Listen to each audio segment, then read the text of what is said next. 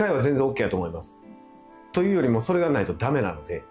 ただ機械にたどり着くまでにはたくさんの人たちの努力と挑戦があったおかげでちょっとでも早くしようというのが機械やったと僕は思うんですよね。それはもちろん時代の流れとしては僕は必要ですし、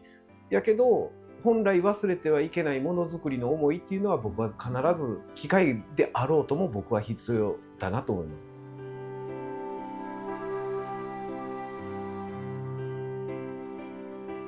やっぱものづくりですかね。ものづくりっていうのはまず想像をしないとできないので、